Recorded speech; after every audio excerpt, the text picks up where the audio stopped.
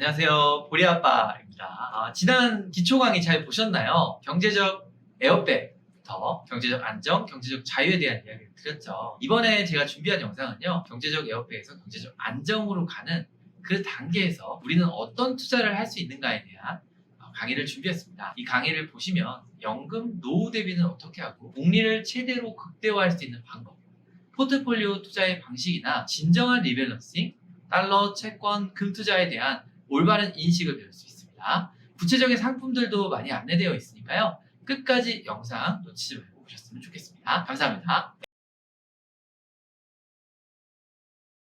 건강한 투자자로 태어난다라는 겁니다. 건강한 투자자로 태어난다라는 거 어떻게 들리세요? 돈을 함부로 넣지 않는 투자가 건강한 투자다.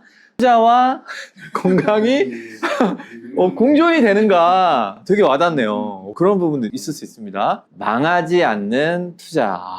이게 건강이라고 하니까 되게 다양한 답이 나와요? 아니면 하나의 답이 나와요? 다양한 답이 나옵니다. 여러분 답이 다 정답이고요. 제가 정의하는 건강한이라는 개념은 나하고 잘 맞는 투자입니다. 그러니까 비트코인 투자하지 마라 이런 소리 하는 거 아니고요. 그게 나하고 잘 맞는지를 보면서 하는 투자가 건강한 투자가 아닐까라고 먼저 말씀을 드리고 싶어요. 그러니까 오늘 저희가 하는 강의는 건강한 투자잖아요. 결국 답이 하나일까요? 여러 개로 나눠질까요? 여러 개로 나눠집니다. 하지만 놀랍게도 여러 개로 나눠진다 해서 무한대로 나눠지는 건 아니에요. 어느 정도의 규칙은 존재해요. 여러분 야구할 때 규칙이 있어요? 없어요? 투자에도 야구와 같이 규칙이 있어요. 그 규칙을 잘 지키면서 하는 투자가 있겠죠, 당연히. 그죠? 그래서 우리는 규칙을 이해하고 게임을 시작하는 게 맞지 않을까라는 생각이 듭니다. 그래서 건강한 투자자를 다시 정리를 하자면 규칙을 이해하고 자기 자신을 이해해서 투자를 하는 사람, 그 일치한 투자를 하는 사람을 저는 건강한 투자자라고 말씀드리고 싶습니다. 오늘 준비한 내용들은 딱 두 가지로 정의가 돼요. 두 가지를 이해하면 이 수업은 성공한 겁니다. 그래서 먼저 두 가지 알려드리고 갈게요. 첫째, 연금입니다. 연금을 제대로 이해하고 가시면 성공입니다. 자, 그리고 두 번째는 포트폴리오입니다. 포트폴리오 이렇게 구성하는구나. 이걸 실제로 어떻게 하는지까지 이해하신다면 건강한 투자자로 태어나는데 아주 가까워지셨다고 생각을 합니다. 자, 그래서 건강한 투자자가 뭐라고요? 정리를 다시 해보면 나에게 맞는 투자, 그리고 규칙을 잘 지키는 사람. 이 두 가지가 건강한 투자자로서의 기본이라고 생각을 합니다.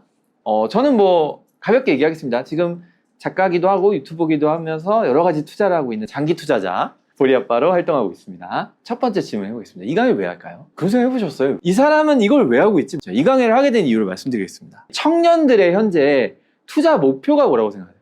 자, 난 지금 청년이다. 손 한번 들어보시겠습니다. 투자를 왜 하고 계세요? 노후 준비요. 청년인데 노후 준비를 먼저 생각하시네요. 하고 싶은 걸 더 하고 싶다. 잘 살고 싶어서. 다 고개 끄덕여지세요. 놀랍게도 청년들이 투자를 하고 있는 목표는 두 가지밖에 안 됩니다. 결혼과 집입니다. 아니라고 생각하시나요? 세상은 넓습니다. 되게 넓은 범위로 볼까요? 주변에 누가 결혼하고 있죠? 네, 친구들이 결혼하죠. 근데 어떤 친구들일까요? 경제적으로 풍족한 사람입니다. 집이 어떻게 월세로 시작을 하는 아주 작은 원룸으로 시작하는 사람들도 계시겠지만 다수는 어느 정도 이상의 집을 희망하지 않나요? 그럼 결혼을 안 하는 친구들에게 물어보면 끝까지 질문을 물어봤을 때 난 결혼과 집은 잘 모르겠어. 왜 그럴까요? 돈이 없어서. 이런 이야기가 나오는 게 대한민국의 현 시점에서 아주 평균적인 대답인 것 같습니다. 공감이 되시나요? 우리는 결혼 잘 하고 싶고 집도 좋은 데 살고 싶어요. 그러니까 우리는 결혼과 집을 통해서 투자를 하고 싶은 겁니다. 자, 근데 결혼할 때 평균적으로 얼마 정도의 비용이 드는지 아십니까? 결혼 현재 드는 비용은 약 2,630만 원. 신혼집이 3억 1,900만 원 정도 예상합니다. 이게 되게 평균치예요. 평균은 함정이 있는 거 아시죠? 우리는 평균 정도로 살질 않아요. 더 높은 걸 바라죠. 그리고 이게 중간값은 아니에요. 평균은 항상 올라가거든요. 근데 여러분 생각보다 신혼집 싼데? 이런 느낌 드셨을 거예요. 그거는 우리가 평균보다 더 높은 눈을 가지고 있다는 거예요. 이게 지금 현재 청년이 가지고 있는 현실입니다. 정확히 볼까요? 돈을 빨리 벌어야 된다. 왜? 결혼과 집. 그런데 결혼과 집에는 이 정도 액수는 기본적으로 든다는 겁니다. 그런데 일을 해야 될 거 아닙니까? 요즘 청년들이 조기 취업 나이가 어느 정도인지 아십니까? 남자 여자가 좀 다르긴 해요. 요즘 한국은 31살 정도쯤 돼야지 취업을 합니다. 31살 정도면요, 제가 제 나이대를 비교해보면요, 이미 늦었다였어요. 야, 너 늦었어. 어떻게 하려고 그래? 이런 얘기가 나오는 나이가 31살입니다. 근데 놀랍게도 31살이 되어야지 조기 취업을 합니다. 그럼 일을 빨리 시작할 수 있나요? 늦게 시작하나요? 늦게 시작해요. 늦게 시작하는데 돈은 얼마를 벌어야 돼요? 많이 벌어요. 점점 딜레마죠. 그러니까 고수익 고효율. 우리가 투자해야 되는 목적이 짧은 시간 안에 빨리 벌어야 돼요. 놀라운 건 은퇴는 언제 하는지 아십니까? 이번에 발표된 자료에 의하면 은퇴 나이는 49세입니다. 그러면 청년이 31살에 취업을 해서 은퇴까지 18년밖에 안 돼요. 18년 동안 우리의 목표는 최소 3억 이상은 벌어야 됩니다. 네, 그런데 우리는 어떻게 하죠? 이걸 투자로 해야 돼요. 투자로 3억 정도를 벌려면 정말 맨바닥에서 3억을 벌기 위해서 수익률은 몇 프로야 돼야 될까요? 자, 이런 청년들에게 우리가 감히 이 정도의 수익률이면 충분해 라고 말할 수 있을까요? 굉장히 어려울 겁니다. 저는 지금 대한민국에 처해 있는 현실이 굉장히 위태롭다라고 생각하는 사람 중에 한 명이에요. 그리고 특히 무엇이 위태로웠냐면 청년에 대한 위태로움이 있는 것 같아요. 나라의 청년이 무너진다는 건 뭘 의미할까요? 청년이 무너지면 중년은요? 장년은 어떻게 될까요? 근래 가장 많이 보이는 가게가 하나 있습니다. 혹시 뭔지 아십니까? 뽑기 가게입니다. 고수익, 고효율에 집중하고 있는 지금의 트렌드가 하나의 양상을 만들어내는 거 아닐까요? 젊은 친구들이 토토를 하는 게 아주 일상이 됐던 사회가 온 거예요. 고등학생들도 토토를 합니다. 이렇게 불법 도박도 쉽게 할 수 있는 거예요. 그런데 우리가 그들을 비난하기에는 좀 물음표가 있는 건 사실이에요. 왜 이들은 고수익, 고효율을 노리게 되었을까요? 네, 현재 우리나라 대한민국에 처해 있는 상황을 생각해 보면 오늘 제가 그런 얘기도 좀 드릴 거거든요. 충분히 이해가 되실 거예요. 그리고 앞으로도 더 그게 심화될 것 같다는 생각이 듭니다. 제 20대거든요. 네, 제 20대를 생각해 보면 치열하게 살았지만 희망이 없었어요. 네, 굉장히 수치스러운데요. 저는 좀 나아지는 걸 보여드리고 싶어서 사람은 더 나아질 수 있다. 네, 희망을 가지셨으면 좋겠다는 마음으로 제 옛날 사진을 꺼내봤습니다. 정말 힘들었어요. 저도 정말 힘들고 어려운 시절이었던 것 같고요. 그런데 지금 생각해보면 지금의 청년들은 과거의 저보다 훨씬 더 어려운 시기를 맞이하고 있지 않나라는 생각이 듭니다. 근데 대한민국의 노년은 어떻죠? 청년이 좀 안 좋으면 노년은 좀 좋아야 되는 거 아닌가요? 하지만 우리는 대한민국 노년의 상태를 어느 정도 알고 계실 겁니다. 네, 맞아요. 지금 노년 자살률이요, OECD 1위입니다.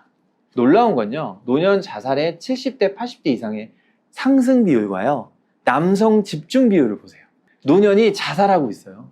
그 자살의 대체적인 이유가 뭘까요? 돈입니다. 돈이 없어서 자살을 선택하는 거예요. 이게 지금 노년에 처해 있는 문제가 마치 이분들이 준비하지 않아서 그렇게 됐구나라고 생각하시면 안 되는 게 저희는 곧 노년이 돼요. 이게 남의 문제가 아니거든요. 나에게 다가올 문제입니다. 지금 우리나라는 노년들이 상당수가 돈이 없어서 자살을 선택하고 있습니다. 노인 빈곤율 뿐만 아니라 건강 문제도 지금 심각하고요. 정신건강의 우울증, 불안장애가 심합니다. 이걸로 인해서 자살률이 올라가는 거예요.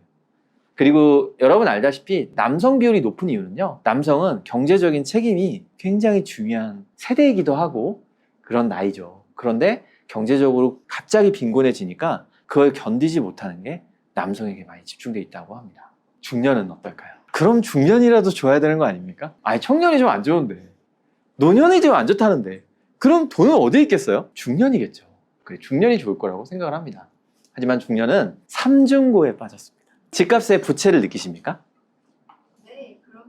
중년이 맞으시죠? 네, 그렇습니다. 네. 혹시 자녀 교육비가, 매우 부담됩니다. 네.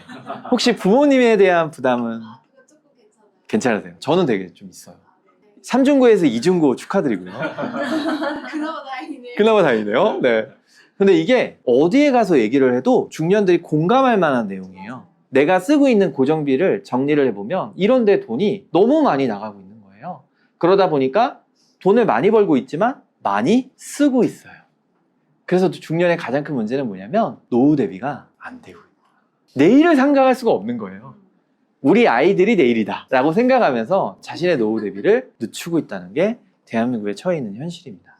이제는 핵가족화가 아니래요. 핵개인화래요. 핵개인화가 뭐냐면 AI와 소통하며 그냥 나 홀로 살아남는다 라는 시대가 열렸다고 합니다. 근데 안타까운 건 뭐냐면 이런 시대일수록 경제적인 가치는 점점 더 중요해진다는 거죠. 옛날에는 의존할 사람이 있었지만 이제는 의존할 사람도 없어진다는 얘기이기도 하거든요. 그래서 우리가 오늘 두 가지 주제가 있다고 했죠. 하나는 연금, 그리고 또 하나는 포트폴리오. 이 주제를 잡았던 첫 번째 이유가 바로 여기에 있습니다. 자, 그래서 제가 이 강의를 하는 이유는 이것입니다. 그럼 어떻게 해야 될까요? 이제 우리는 그럼 손 놓아야 될까요? 아니라는 거예요. 우리는 개인연금, 사적연금을 통해서 우리의 노후를 지금부터 시작할 수 있다는 겁니다. 저는 지금 현재 국민연금을 그렇게 신뢰하지는 않습니다. 얼마 전에 300만 원 받으신 분이 나왔다 하더라고요. 그런데 여러분, 그건 정말 로또 1등보다 더 낮은 확률인 것 같아요. 실제로 우리가 받을 수 있는 개인 국민연금은 50만 원에서 100만 원이 안 될 겁니다. 그리고 여러분들의 노후가 될 때는 국민연금이 정말 존재하고 있을지도 의심이 되는 것도 사실이에요. 그래서 사적연금을 통해서 노후 대비, 그걸 위한 중년이든 청년이든 미래 대비를 시작해야 되는 게 중요하다는 게 제 이야기입니다. 옛날에는 예금이 20%대까지 있었어요. 지금은 예금이 몇 프로죠? 네, 2%, 3%입니다. 그걸로 도저히 노후 대비를 할 수가 없죠. 네, 그래서 저와 같이 이제 어떻게 연금, 노후 대비를 할 수 있는지 한번 대화를 해보도록 하겠습니다. 강의 어떠셨나요? 재밌으셨는지 모르겠습니다. 강의 보시면서 혹시 궁금하신 점 있으시면 댓글 남겨주시면 제가 댓글 남겨드리겠습니다. 좋아요, 구독 부탁드립니다. 감사합니다.